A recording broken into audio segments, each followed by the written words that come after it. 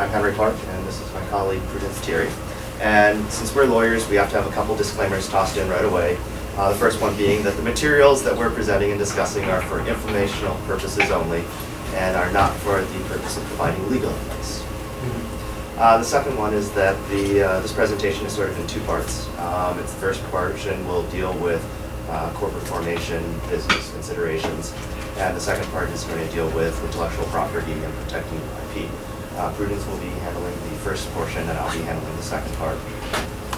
Considerations when choosing your business structure. Well, first of all, thank you for having us and welcome here.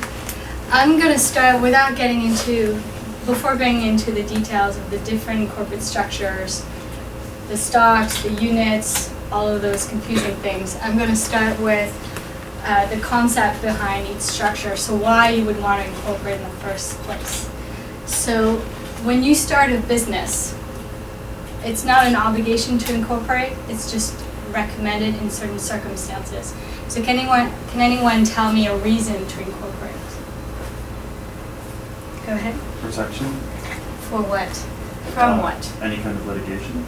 Litigation. So what you're really referring to is you have your business assets, and if litigation comes in and you get sued, you only get sued on your business assets, and your personal assets are separate. And that's a very good one. So that works on certain business structures, not on others. So we're going to go through that. Anything else?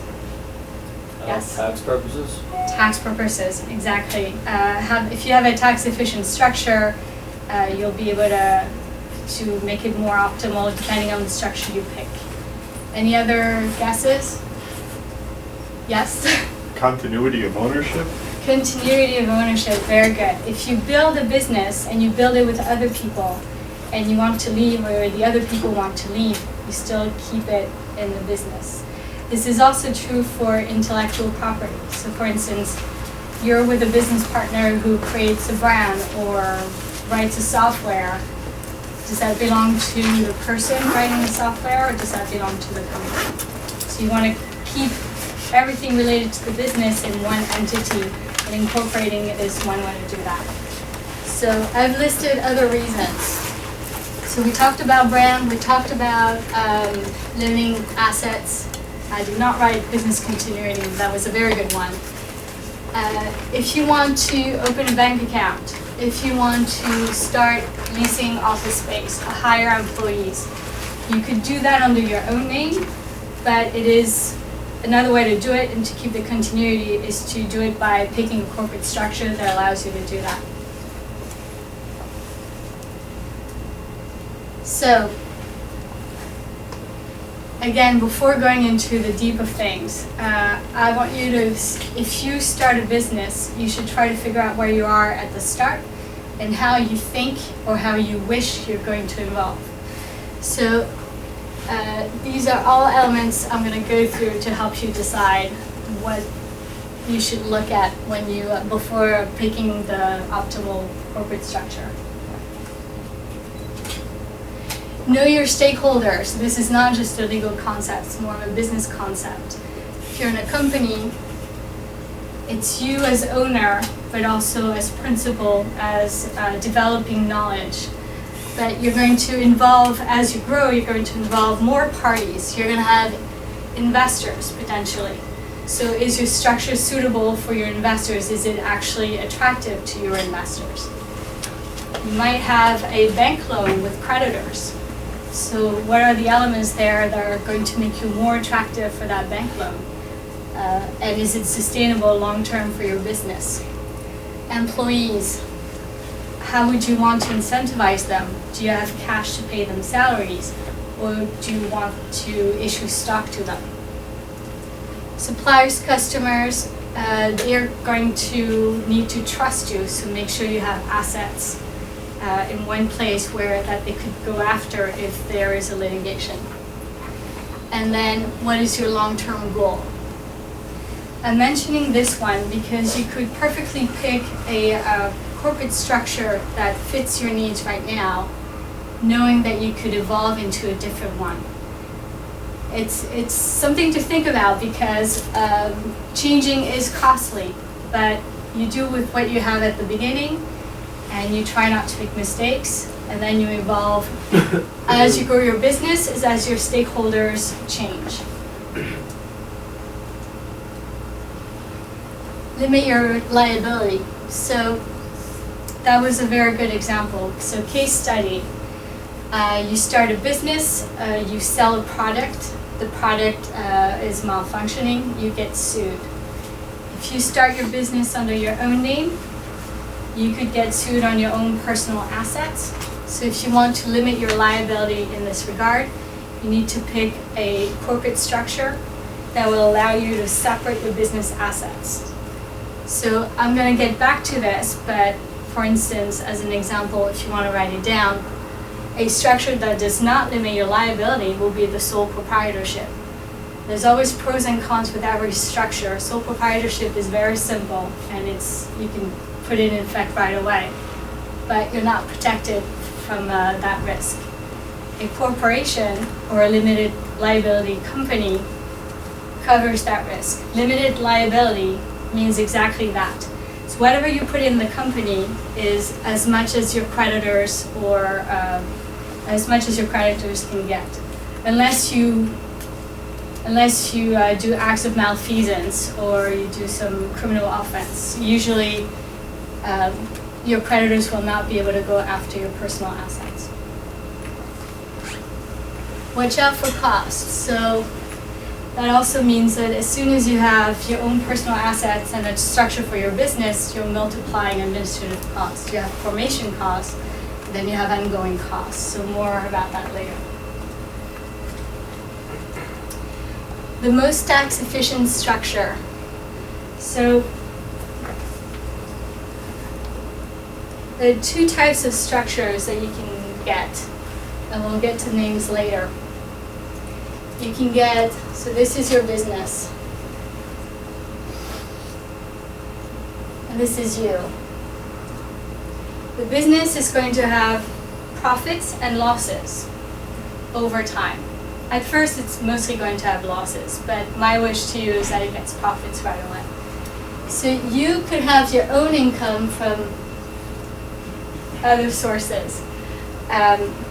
If you have what's called a pass-through entity for tax purposes, you're going to get the income and loss directly on your income return. So that works for sole proprietorships, LLCs, partnerships, a weird animal called the SCorp. So that's the pass-through. Different animal would be a tax blocker, a corporation. Some LLCs can be taxed this way. So instead of having direct flows on your income tax, this one is a tax blocker. So it has its own losses and profits, and it will have its own tax return. Why is this important? If you're starting a business with losses, you could actually benefit from the losses to offset that with your other income. If you have a corporation and it's a tax blocker, you're going to pay taxes at corporation level, and as an owner, you're going to receive dividends if you make profits, and you're going to pay a percentage on those dividends too. So that's called double taxation. Lots of people live with it. Everyone on the New York Stock Exchange is a corporation, so all stockholders deal with it. And they're okay with that because they get a lot of other advantages from the corporation. So let's continue our list. Know what type of corporate governance suits you and is attractive to your investors. So here when I speak of corporate governance, I'm talking about who decides what, who has power, how flexible the structure is in this regard. So you have entities like corporations where everything is pretty much in the statute. You can modify a little bit, but there are default provisions.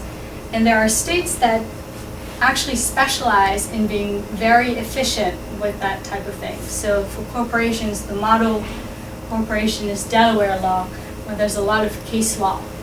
And the responsibilities of the directors, the officers, the stockholders, the stockholder actions, all of this is very well known. So if you don't know, it's great to have a default provision because at least it's expected. If you want to do things differently, if you're only with you and a business partner and you want to figure out your own way, then you can get a more flexible structure, in which case the limited liability company would be an excellent tool because everything is by contract. There's very little default provision. You can write there's very little mandatory provisions. Everything else is flexible. So if you want to change it, if you want to do something out of the ordinary, you can. That works. The flexibility is great for small companies, but as soon as you have investors, they're going to want something a little less flexible and something they control more, so they can do it by agreement, which is called a stockholders agreement. But in a lot of cases, they're going to go for the corporation model. The other reason this is important is you can have several classes of equity. I put stock in here. Let's talk about equity. It's what you own in the company. The terminology differs depending on which type of corporate structure.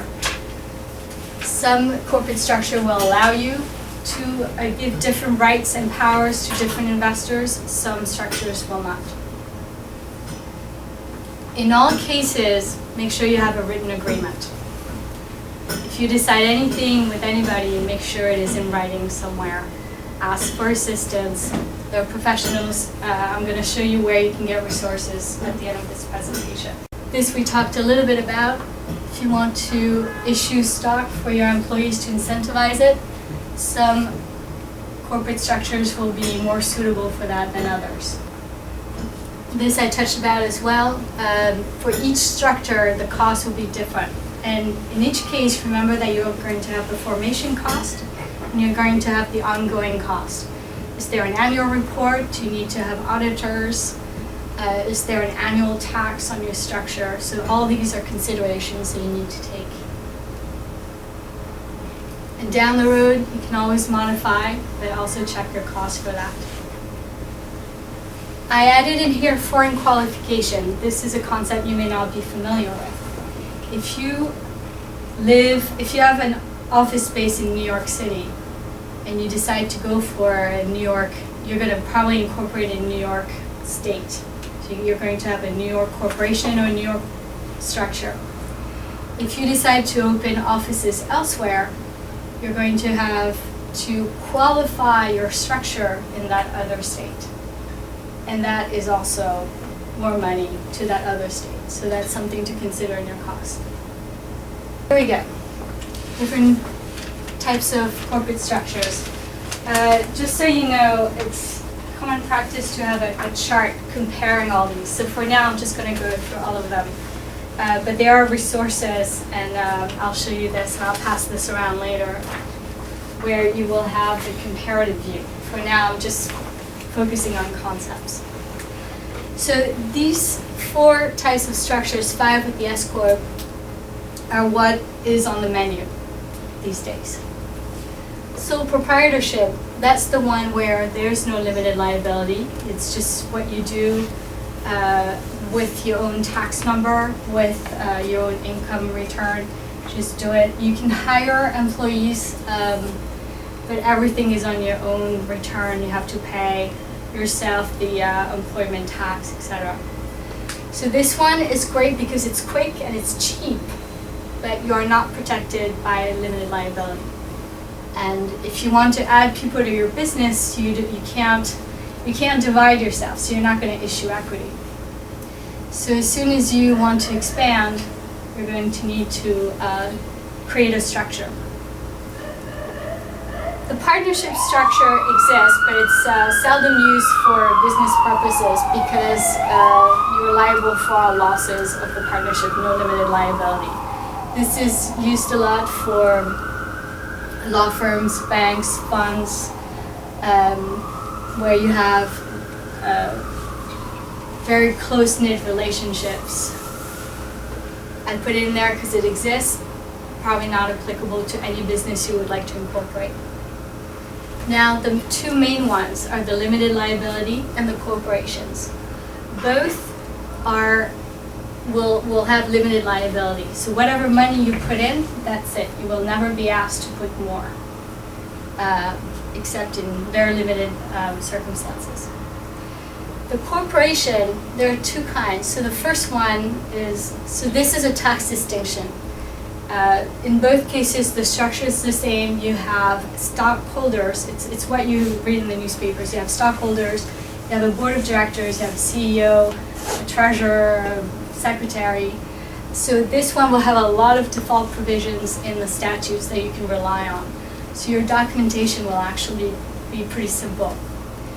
That being said, among stockholders, so if you have business partners that are also stockholders, if you want special powers, you can go and get into a written agreement, stockholders agreement with those powers. In this structure, you can issue different classes of stock, so great for investors who want to come in and have special powers. The corporation is a tax blocker, so also great for institutional investors. If you have venture capital funds going in, they will rarely go into a pass-through structure because that does not work for their own tax structure. They will ask for a blocker. So as you go along, if the corporation is quite costly to put into place and you start with a different structure, when investors come in, you can ask them to pay for the conversion and get to a structure that suits them better, both from the corporate governance point of view and from the tax point of view. So if you have a corporation tax blocker called the SCorp, you're not pass-through. So to help new businesses, the IRS and the administration created an SCorp status. And when you have an SCorp status, you have the structure of a corporation, but you're taxable as a pass-through, because then you can use your losses to offset your other income. So this was created as an incentive to create new business. There are strings attached. You can only issue one type of stock. You can't have multiple classes with different rights. You can only have US tax persons as stockholders.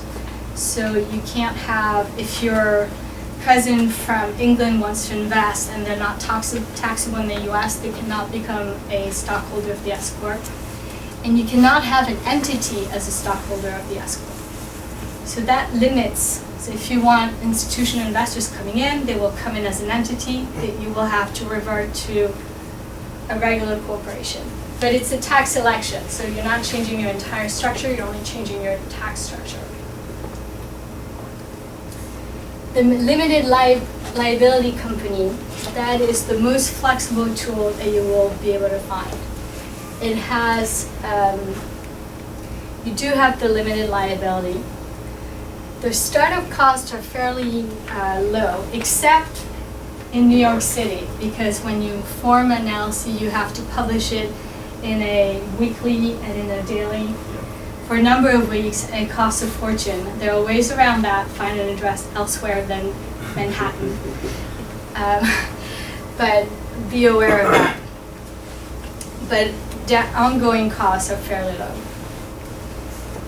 You have to have a written agreement because this structure is so flexible, you can put anything in there. There are a few default provisions in the statute, but not that many, that you have to have an agreement. So one example, I did say limited liability, you put the money in it and that's all you'll be asked to put in.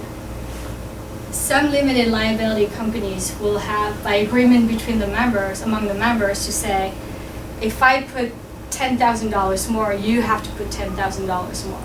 So to make sure that doesn't happen, or that at least you agree with it, that should be in writing. This corporate structure for the limited liability can be whatever you want. So there are two main categories. Either every member is a manager and they all have the same power to bind the company vis-a-vis third parties. Or you can create a structure that resembles more the board of a corporation. And that is up to you. It's up to you and the members in the company. So for instance, if in the company you have people who are very active in the day-to-day management, but also members who are only bringing money and are more like silent partners, you can build in all that corporate governance into the agreement. And it's very flexible. For this, you do need assistance of a lawyer. A CPA is not a bad idea as well, because the limited liability company is a pass-through, and you can build in some flexibility tax-wise as well. So this is probably illegible. Yeah, it's not going to work. So I did not make this chart because comparative charts are all over the internet.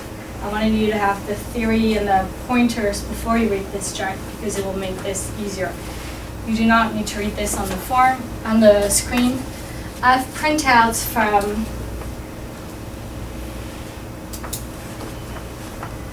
so the chart will summarize all the pointers I give you per structure so that you can compare them and see what's suitable for your business, because every business is different. Get some help. This is not easy stuff. Nothing is cookie cutter, unfortunately. So the free stuff. NYC.gov has great tools. So these two are printouts from NYC.gov from documents that are great if you want to take a look and pass them around. And they do have the comparative chart and an explanation. The Small Business Administration also has great resources, including how to get loans to start your business. The IRS to help you pick a structure. They do have some brochures that are really well made, not just for a specialist. Not true of all their brochures, but some brochures are readable. So we've gone federal, city level, also go to state level. They have great resources, and again, incentives for new businesses, loans, help to create the structure. Nonprofits. SCorp actually works as a nonprofit of professionals that works with the Small Business Administration. So this website here is for the New York chapter.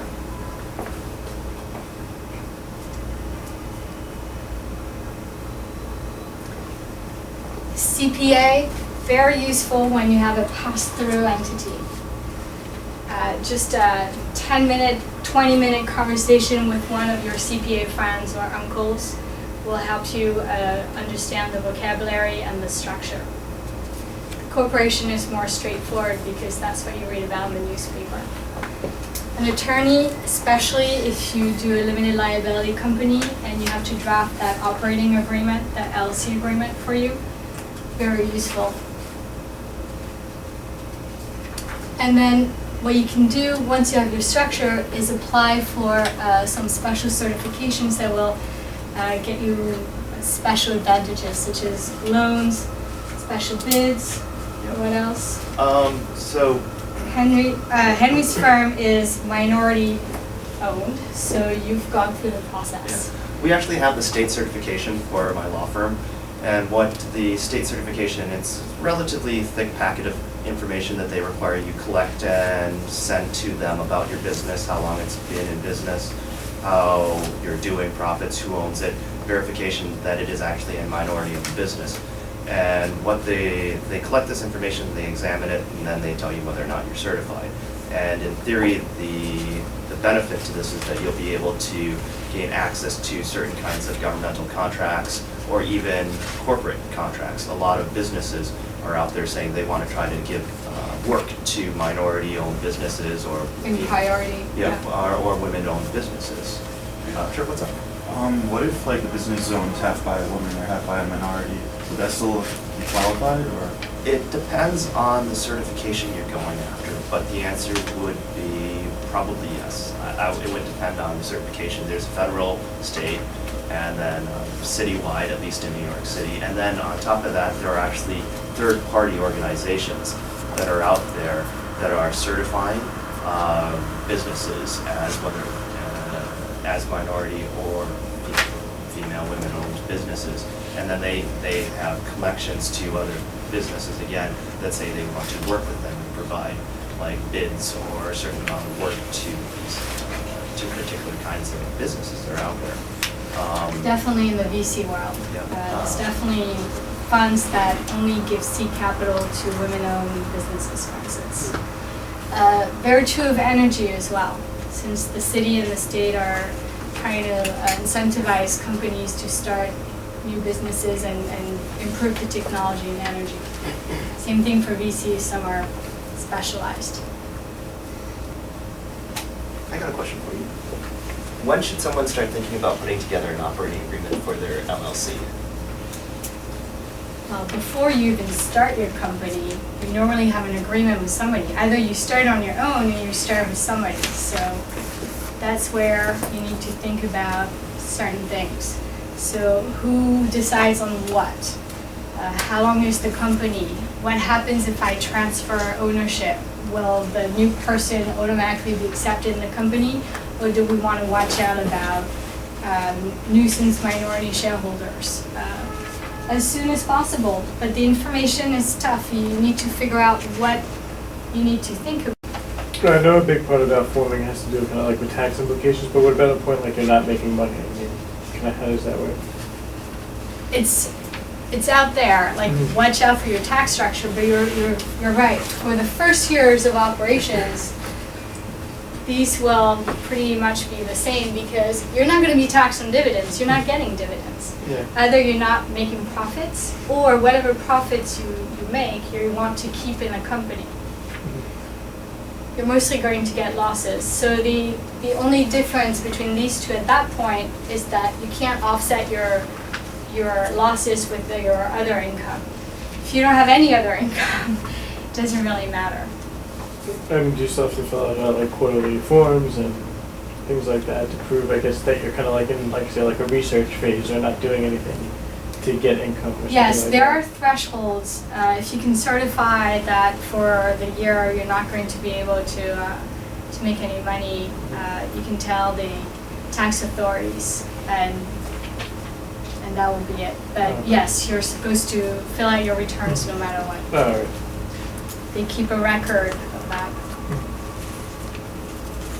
If you don't make money for more than 3 years, they consider it a hobby, not a business, so you can't continue to carry those losses indefinitely.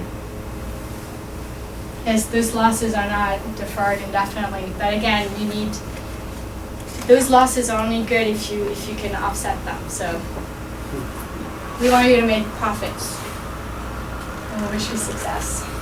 Well, on that, can you talk, some people here are interested in a social venture, maybe just a minute or so on some of the things involved in establishing a 501c3? Okay. So a 501c3 is a public charity. Well, you can have a foundation, but you're thinking public charity. Not-for-profit, you're right. Okay. So non-for-profit. So I'm going to talk about New York State. When you start a non-for-profit, you actually start a corporation. But New York State has a special one called not-for-profit corporation. So you start your company and the corporate governance will be very similar to regular corporation, although because you're going to use money from the public, you have extra scrutiny on your board roles and the way you make decisions in the company. When you start your company, you apply immediately to the IRS for a charitable status, a tax-exempt status. So whatever money that comes in, you're not going to pay income tax on, corporate tax on, but on top of that, the people giving money are going to, their contribution is going to be tax deductible. That part only happens when you get the letter from the IRS saying that you are, in fact, tax exempt. You are recognized as a charitable, as a not-for-profit 501c3 is public charity. You get public charity or a foundation, but they're almost the same. There's a 3-year test. So the IRS for 3 years will need proof from you that you can collect most of the money used for operating the company from the general public. And if you can do the task before the 3 years, that's great, but you have up to 3 years, and sometimes you can expand that period because when you start, oftentimes you use your own money or loans from your friends, and then it takes a while to do the fundraising and to collect enough money to actually meet the test. So you have 3 years. Once you have that, contributions that come in are deductible for the people who make the contributions, and you do not need to pay corporate tax. When you do that, you apply at federal level, and then you show a copy of your application to state level. You need to do both. And the major difference is you can't pay any form of dividends, but and corporate governance is much stricter. You can't It's own not the your company. money. It's not It's your not company. your money, so you have restrictions on what you can do with it. The IRS, but also the Attorney General of the state of New York, will look for a corporate purpose that will match your charitable purpose. And you need to stay within that rail. So even if you do a little bit of profit, you're allowed to make a little bit of profit, that needs to go back into the charities. You have a mandate from the people contributing the money to you, from the public, to use that money for the purpose that you say you were going to use it. So the money goes in, does not come up, it only goes out at the bottom. That's for nonprofits. How do you compensate yourself for, like, if you start a not-for-profit? You can do salaries, and you can do or the board compensation. Lots of scrutiny. So the board is supposed to do special due diligence to figure out what's market for your type of nonprofit, the size of your nonprofit, what's market, and what's acceptable.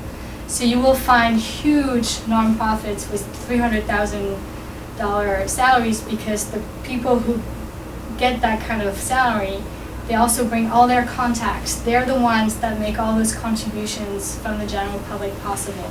So they're rewarded for that. But if you're small, you're supposed to, there's lots of special services that will make surveys of the market, of who pays what as salary, what's common, what's market, and you can base, the board can base its decision to give compensation on these studies. That's the way for the board members to protect themselves, because there's currently, with the economic downturn, there was a lot of litigation and liability of board members in giving high salaries for nonprofits. All the nonprofits suffer from the economic downturn. Their charitable contributions really went down. So there's extra scrutiny. Any questions? And on to how to protect your IP then. Before we actually get there, I just want to relay a couple little nuggets of some of our experiences on the corporate side. One being that it's really easy when you're starting a business and and everyone's looking forward to say, let's start the business, let's get going, and we'll fill in the details later. It's really easy to do that. And what happens is, as you start going down the business, you start realizing, okay, the business isn't going as well as we thought it is. And then all of a sudden, everybody starts fighting over everything. Thus, the reason why you want to try to implement your operating agreement, your shareholders agreement, whatever written agreements that are going to control your relationships early on. It's not fun. It makes you sort of sit down and think about what's happening between you and your other venture members, and how you deal with that needs to be handled tactfully and at the right time. But you want to try to address that early on. You can't imagine the number of times, you probably can, that you start something and it doesn't go as well, and then you start fighting about it. It really has some serious implications with businesses once they start rolling and start growing, like that you haven't laid down your full relationship, and what happens when there are problems in writing early on. It's easier to address it before you start having problems, because once you start having problems, nobody wants to sit back and take a reasonable stand necessarily. So you really want to try to address this early on. Okay. And that's sort of the first one. Oh no, I was just going to say that's the one reason to hire an attorney, because he can say it's his fault, because we're the bearer of bad news. We're here to focus you on anything that can go wrong, that later you don't need to think about it. And another point that I was going to talk about that slipped my mind. Okay, I'm going to move on from there. So let's talk about how you can protect your IP in your business. So what is intellectual property? Intellectual property is broadly referred to as the property rights that are vested in intangible objects, sort of creations of the mind, concept ideas, inventions, literary, artistic works, broadly products of human intelligence and creation. And intellectual property is mostly governed by federal law in the US and does have some state components to it. So what are sort of the forms of intellectual property out there? Broadly, there are 4 of them. Trademarks, trade dress, which is sort of a subset, copyright, patents, and trade secrets. And before I actually get into those, I just sort of wanted to see what everybody knows. So here we have Harry Potter and the Chamber of Secrets, this great book. What forms of IP do you think are captured in this?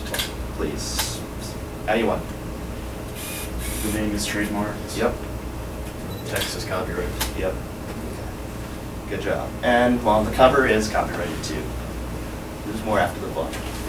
Let's see the next one. We have this. Does anybody recognize this? Yeah. What is it? Chanel logo. Yes. So what form of IP is going to cover this? Trademark. Yep. Trademark. And does everybody? Can everyone see that? No? Okay. Well, we got a yes and a no. This is a, this is sort of self-evident, but it's a patent. Okay, it's a US patent. And in this particular instance, it's hard to read up there, but it is patent number 636822, which is a method of swinging on a swing. This is sort of one of those example patents that everyone tosses up as a bad patent. This is seriously a method for swinging on a swing. Another example of a patent out there, and I won't give you the number, but there's a method of exercising a cat by shining a light around, and the cat will chase the light. There's a patent that was granted on that also. But just in case you're curious to know, this patent was invalidated on re-exam about a year after it was granted, so this is no longer out there. So everyone can go out there and continue to swing on their swing. This is the fun one. Some folks heard this already, but give it a second.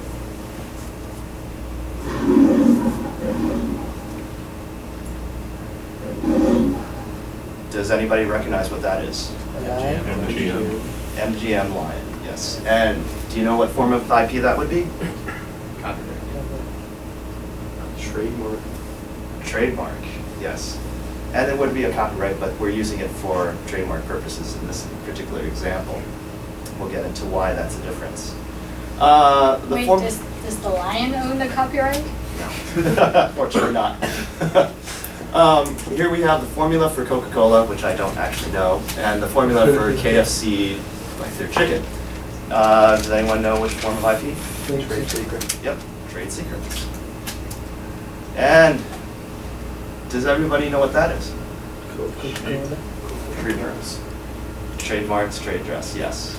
Exactly. Everyone recognizes it because you know the shape, right? Okay.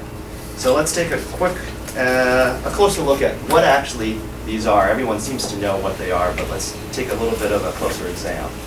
So what is a trademark? A trademark is a mark that allows a business to distinguish its goods or services from another business's goods or services.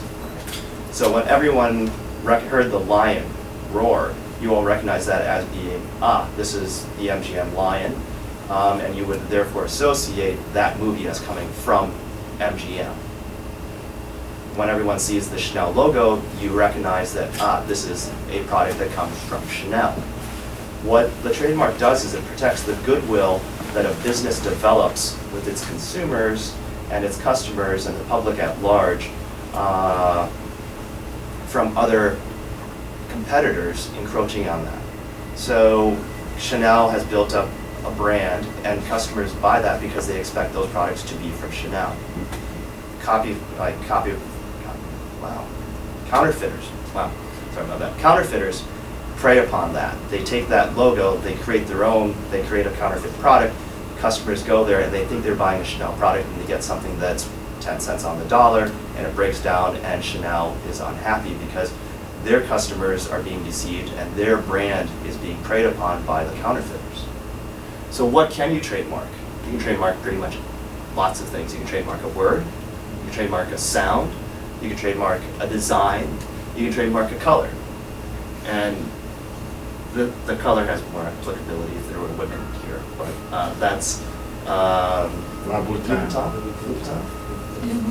Louboutin, French designer who got a trademark on the red soles on shoes. There was a recent court case that came down. He had originally lost his trademark, and then on appeal he got it back. It was found to say that the red sole was actually a source identifier on a shoe, but so long as the shoe, the red sole, was actually in contrast. So the competitor to Louboutin was doing a monochromatic shoe, red on the top and red on the bottom. And so the Second Circuit said, in that case, you can't necessarily use the bottom as a source identifier, really. And so that's why they said there was no problem with the competitor using a red sole in that instance. But in this particular instance, where you got a red sole in contrast to another color on the top, you could use that as a source identifier. Trade dress, we were talking about that in relation to the Coca-Cola bottle, deals with the visual appearance of the product or the packaging. So another couple of examples would be the Tiffany's blue box. Whenever you see a blue box, sort of the eggshell blue, you would know, if there were more women in the audience, that that was a Tiffany's box. It goes along the lines with Hermes has a particular pattern on their boxes also, and there are certain characteristics of how things look, and that is protected under trade dress. Copyrights. What do copyrights protect? Copyrights protect original works of authorship that are fixed in a tangible medium of expression. So what does that mean? It means that copyrights don't protect the ideas, the procedures, process systems, method of operations, concepts, and discoveries. Okay, why? Let's talk about, broadly speaking, copyright. I have an idea for a boy wizard. J.K. Rowling has an idea for a boy wizard. She can write her book and call it Harry Potter. I will write mine and call it The Mouse. And I can do whatever I want. The idea is there. We can each have our own expression of that idea, and each of us will have our own copyright over those ideas as they are expressed. But you can't protect the actual idea. Copyrights have a lot. Copyright is best viewed, I'm going to skip to the next slide, as sort of a bundle of sticks, okay? And each stick is an individual right that a copyright holder would have. And the various rights that are there are the right to reproduce the work, the right to compare derivative works, to distribute copies, perform the work publicly, display it publicly, and perform the work by means of transmission. This isn't necessarily totally applicable, I'm not sure, to your businesses, but how you want to treat a copyright, it's actually, you want to envision it as the bundle of sticks, and you can separate those out as you wish. Patents. What do patents do? Patents are a U.S. government-granted limited right, 20 years from the date of filing, to exclude others from using a claimed invention. As we saw earlier, you can get patents, many patents go into the system, and there's a lot of debate about whether all of these patents are truly novel and should be granted, as we saw the swinging on the swing patent. That was a limited right, not to practice what you claimed as your invention, but to exclude others from practicing what you have invented. Okay? It's easy to think of it in the following way. There are a lot of patents out there. Somebody may have a patent for a chair, chair. I could invent a patent for a a cup holder that fits on a four-legged chair, okay? A modification of that original concept. And then I could get a patent over my concept, which is the modifying that chair in a fashion to add a cup holder to it. Now, to practice my invention, I have to create the chair that this cup would go on. Well, somebody else has the underlying patent for that chair. I can't actually make my invention necessarily, depending on how it's claimed, because they have the underlying right to exclude others from making that chair. Okay? So you can get inventions that are improvements upon another product, and depending on whether or not that original product is patented, I may or may not even be able to practice my invention because they have an underlying right that would block me from practicing my invention. Couple questions. We'll start with the guy first. I was just wondering, how long does it usually take for a patent, from say pending to actually getting a patent? Right now, the typical time frame that we're saying is about 3 to 4 years. 3 to 4 years, depending on how you want to pursue that. Depending on the idea that you got and the stage of development for your invention, there are ways to proceed on the development of it. If you've got, say, the underlying concept, you can go in and you can file something known as a provisional patent application, or you can go in with a non-provisional patent application. The choice is yours. There's a big debate about whether or not people should even use provisionals, because most people use them as a placeholder to reserve the date of filing. The US patent system changed in the last year to becoming a first-to-file system. We used to be a first-to-invent system. So now getting to the patent office and filing your patent application has become much more important because it is now a first-to-file system. But depending on the stage of the development of your actual invention and the commercialization of it, you may want to try to pursue a provisional because you may not have all of the final details that are really required. You may have the underlying core idea, but you may be missing a couple elements. You may try to do a provisional and then work with your business partners, flush it out, and then come back in and file your actual non-provisional before the time period ends for the non-provisional. Okay. But that gets into a lot of debate and discussion that really isn't here. So, but there's some discussion. It's 3 to 4 years. Does the application protect you? The application, when you file a application, what it gives you the right to say is, hi, I have a patent pending. And what that does is depending on the claims that actually issue in the end, you may have the right to come back and say, hey, you've been infringing since I had my provisional and I notified you. But there's a lot of ifs built into that. Because I see, because I see some products that they have on their labels, they still say like patent, and they can use that to. Because it does afford some limited protection. Yeah. Yeah. And they patents can take 3 to 5 years, and you can continually file additional patents based upon that. There's a limited time frame of 20 years upon which the patent term will exist. But you can file a continuation, a divisional, and you can spring off depending on the product. You can have a whole series of patents. There was an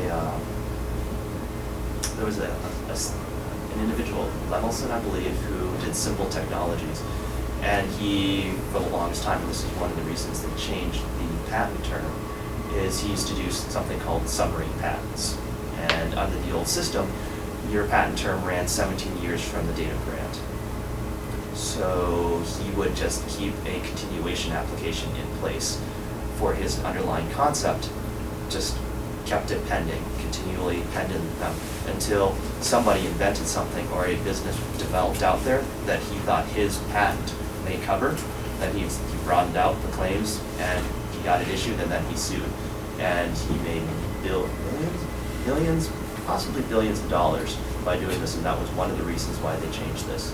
A lot of it went to when you go and you can scan barcodes at like grocery stores. A lot of his underlying patents covered that kind of technology, so an entire industry built up, and then all of a sudden these patents popped up. and everyone sued on them. And they had such an early priority date, filing date, that no one could get out of them. So they made a lot of money. But it covered the cost of applying continuously. Yes. It's costly, and this is only for the US. Yeah. So if you want to file outside the US, it's more money every single time. The typical cost, it depends on the invention you're applying for, but we typically say that you're probably going to run, if you can get it through in one shot, we'll estimate somewhere about $20,000 to $30,000 for one patent, for one shot going through the patent office, and that may or may not get you your patent. And then going overseas, it's an entirely different story, and the costs there can be pretty much astronomical in terms of whether or not you can afford it as a younger business. But that is one of the considerations for a business as to where you want to go if you do want to try to patent. You want to really be sort of careful about which countries you're choosing. Now, two others. What kind of rights are there or aren't there by renewing your patent after the 20 years? You have a term, you can't renew it beyond it, 20 years. So what you've got is a run of quote 20 years from the date of first application to sort of monetize the value of your patent. You can springboard other kinds of applications off of that, but they're all going to run into that 20-year term issue from the very first date. Okay? So you're not really allowed you're not allowed to really extend that patent term in the truest sense. In the drug area, there's something known as patent term extensions, patent term adjustment, which is when the patent term gets extended out. This is where it usually shows up because of internal delays or regulatory issues inside the patent office. They will extend the patent term, but that's sort of the only area that really shows up in. You could file an entirely new patent application and not claim priority to your earlier one if you've got a new invention to try to get a different term, or claim something different to try to cover your product. In the drug area also, they do a lot of greenfielding, which is where you get a core product, a new chemical entity for your drug, and then they'll patent everything around it. They'll patent the packaging, they'll patent the formulation, they'll patent the method of making it, they'll patent all around it in an attempt to prevent people from being able to use that entity, because that application, that patent, will expire first, and then they'll patent everything around it to try to extend the term, in fact. But you can't extend that term otherwise. Can pharmaceuticals, Actually, I might be wrong, but I was under the impression that when you file for a patent, your application becomes public knowledge, like anyone can view it. And if that is true, does it even become worth it because it takes you 3 to 5 years to file a patent? that is not correct. The provisional patent application is confidential and doesn't come out when you file, if you were to file a provisional, until you get to a publication date. So if I file a patent application, it is confidential for the first 18 months of its life. And then after 18 months, it will be published in the US system unless you request it not be published. At which point, once it's publication, then it is public. And then at that point in time, everyone can see it, but you have 18 months from that time to sort of declare whether or not you want it published out. But there's a period of time where your patent application is confidential and no one knows anything about it. That being said, that's why the secret formula, Coca-Cola formula, is a trade secret and not a patent. They never filed one. That's kind of a trivial question. Oh, okay. But yeah, the point that Prudence just raised is actually the difference between patents and trade secrets, and hopeful. Yep. Oh, sorry. Hopeful that the trade that fit with the next slide, which it does. So, what's the difference? A patent gives you the limited right to exclude other people in exchange for you disclosing your invention, how to use it, how to make it, how to practice it. And in exchange for that limited right of excluding others for a period of time, you disclose that information. Now, if you don't want to do that because you think your trade secret is valuable enough and you can protect it from disclosure, then you may want to hold on to it and not disclose it. And that's really the difference between those two forms of IP protection. And other examples of trade secrets, can anybody think of what you might want to keep as a trade secret if you had a business? Anybody? Alumnus, Okay, algorithms, what was the other? Wall Street banks. Information and trade information. Trading information may be important. Modeling, yeah. Modeling, customer lists, your vendor lists, your pricing information that you're getting when you're trying to buy stuff. All of that information is highly confidential that you don't want your competitors to know about. Because if they know that information, then they can compete more effectively with you.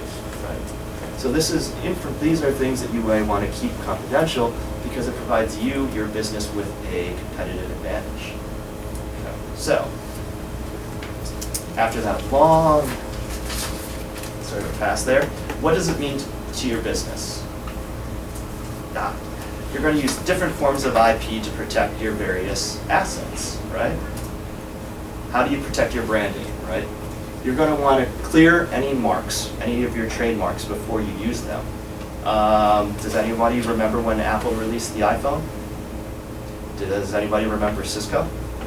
They had the iPhone trademark for their own voice over IP technology. Apple was in the throes of negotiations with them, and after they released their actual product, they settled with Cisco under undisclosed terms, but one would assume that they had to pay Cisco some money. You want to make sure that the marks that you're choosing, you've cleared them, that no one else is using them. Because if you start building up your brand and you encroach onto some, and the mark you've chosen is somebody else's already, you're in trouble. You're going to have to rebrand, you're going to have to pay them money. It's not a pretty situation. You're going to want to choose a distinctive mark. What does this mean? It means that you don't want to choose a mark that's really like generic for the product. And this is sort of the next slide actually, which is Kleenex and cellophane. Kleenex, everyone knows Kleenex, right? Kleenex is a generic term. People use that term generically to refer to facial tissues. Cellophane, the clear plastic wrap you use for your kitchen. That is also actually a trademark. Both of those are trademark terms, but people use those terms generically. You don't want to use terms that are, wow, that was really bad actually. I'm sorry, I sort of jumped the rails there. But for a distinctive, yeah, sorry. Does that have to do with protecting your trademark if you don't protect it? Right, And let this it was become the, generic? you want to use your marks correctly because otherwise they will become generic. These marks were distinctive when they originally came out. No one had those terms. They created those terms, sort of, they were distinctive terms, they were created to represent the brands that they were creating. But people use those terms generically for facial tissue, for clear plastic wrap for the kitchen, and those terms have become generic. Okay? So when you're protecting your branding, you want to make sure that you use the marks correctly, and that your competitors or third parties use your marks correctly also. Okay? Sorry about that. And then, why do you want to register your mark? You want to register your mark because it will give you protection across the United States at one shot, and it will allow you to sue in federal court. At the beginning I said that intellectual property law was mostly federal with some state. So how that sort of fits in here is that there are different kinds of marks. You've got a TM, an SM, and the R in the circle, right? Once you start using a mark, you have a common law right to that mark, okay? And when you have a common law right to the mark, you can put the TM after it if you're using it on products, or SM if you're using it on a service. You can't use the R until you have been granted the federal trademark, that you've actually applied for and received the federal trademark, and that is when you can use the R. Okay. Trademarks are very country specific. So if you're in the US, you can use the registered R if you've registered your mark. But if you go overseas and you haven't registered the mark overseas, then you should not use the registered R because they are country specific for that purpose. But yes. TM and SM is by use. You don't need to register anywhere. Correct. So as soon as you start using your mark, my company, you can put the TM, or you come up with the logo, you can put a TM after it. Okay. You can't put the R in the circle until you've actually registered your mark. And so when you're protecting your branding, you want to be really particular about the trademark side of things. In this instance, you want to pay attention to clearing the mark to make sure you've got a good mark, the mark is clear. You want to actually choose a distinctive mark, something that people will recognize and isn't a generic kind of term, or something that is generic, so less like Kleenex, cellophane, Xerox. Those were sort of fanciful, arbitrary terms, fanciful terms when they were originally created. They had no meanings. And those were distinctive, and then you want to use them correctly to prevent them from becoming generics for those actual products. So how do you protect the actual information that you're creating in your businesses? Copyright is going to be sort of your first prong. You're going to have copyright protection over whatever documents you're creating, whatever information you're generating within your business. You may want to go, I put a little note about a copyright notice. Notice is optional on works created since 1989, and I'm putting a copyright notice down here just to sort of show that you can do that. It's optional, but you can. You may want to register your work. Not necessarily. If you register your work, you are putting it out there in the public. Anyone will be able to access it, so you may not want to do that. But it would allow you to sue in federal court, and it would permit you access to statutory damages. And if anyone's been following out there, it's been out there for a while, but a lot of the music industry has sued downloaders. Statutory damages can be very, very expensive. They can reach, what is it? Between $750 to $30,000 per work that's infringed. So it can give you access to a large quantity of money and damages should you actually have registered your work. And the alternative, another way to protect your work if you're not going to go and get, if you're not going to submit it to the Copyright Office, is you're going to want to put the correct agreements in place with your staff. You're going to want to make sure that you've got confidentiality, non-disclosure agreements with whoever you're working with. You're going to want to make sure that you've got intellectual property assignments in place with your staff. And you're going to want to make sure that you label your documents as confidential and or proprietary so everybody understands that these are documents that they should not be disclosing.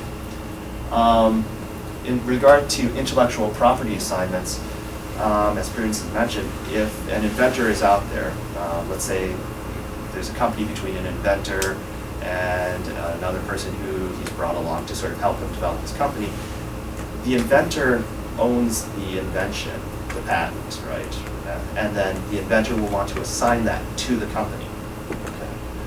Now, that sort of changed a little under the American Invents Act also, where now the company can apply for the actual invention, but you will still want to make sure that the documents are in place showing that the intellectual property has been assigned to the company. This is really important to make sure that the company is the entity that holds and possesses the intellectual property. And this shows up in particular because a lot of people try to do things known as works made for hire.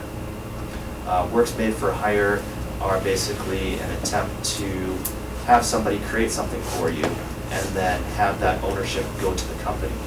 So somebody may try to hire an independent contractor and say, hi, independent contractor, I want you to go out and create a logo for me. And then give me the, and then assume that that logo and the rights to it have been transferred to the company. Well, a work made for hire only applies to particular works. These are the only works that a work made for hire applies to. So if someone has executed a work made for hire agreement and it's not actually covering these kinds of works, then the IP is not actually been transferred to the company. So you want to make sure that there's an assignment of that copyright or the logo or whatever has been created. You want to make sure that the IP has been transferred to the company in whatever position or whatever contracts are in place between yourself and the folks you're working with. This is really important because there's a lot of people who attempt to use a work made for hire agreement incorrectly, and the IP that they're attempting to transfer has not been transferred to the company. Going back to the difference between patents and trade secrets, yeah, you've got this great thing, this invention, this concept, this widget. You have to determine how you want to protect it. You can protect it via patents, or you can go under trade secrets. What's the difference again? You gotta take a look at a number of factors. If you disclose the information, okay, will you be able to monetize it over the term of the patent? Or if you hold on to it like a Coca-Cola did, like how long is that secret going to be valuable? Some other considerations are, can you reverse engineer it? If you created a widget, if you can reverse engineer it, then there's no point in trying to hold on to it as a trade secret, because everyone can reverse engineer it and then they can create their own versions of the widget. Do you need to disseminate information about the particular invention? Like, oh, are we out? Okay. So there's some considerations for patent protection or using trade secrets. Couple last points about using internet services very quickly. One is, you got to be aware of the terms and conditions for the internet services that you're using. Lots of businesses are trying to take advantage of the cloud to use the services out there. The cloud is very dangerous in certain aspects because these services will typically take pretty much anything they can away from you. So this is Shutterfly. So if you're like a photographer or you're running a photography business and you're putting stuff up on Shutterfly, what have you done in terms of copyrights? You've granted them a worldwide, non-exclusive, sub-licensable, assignable, royalty-free, fully played up, perpetual, and revocable right to use, reproduce, distribute, create derivative works, and publicly display everything that is up there in connection with their service. So if you've got some great photos, they've got access to them and they can use them for their service. So you need to be careful about the cloud and what you're giving up when you're using these services. The other point dealing with confidential information. You've got confidential information, say you're using a cloud-based service to sort of store it. You need to pay attention to how that information is being stored. Google Drive encrypts your information when transmitting only, and it's stored unencrypted on their servers. Dropbox is encrypted when stored, but the encryption keys are held by Dropbox. iCloud, it's transmitted encrypted, stored encrypted, and Waloo is encrypted locally on your computer, transmitted encrypted, and stored encrypted. So you should pay attention to how that information is being stored out there if you're using these cloud-based services. Any quick questions? I'm pretty much out of time, I'm pretty sure, but no? Okay. Thank you very much for your time and patience, and if you have any questions, you can make your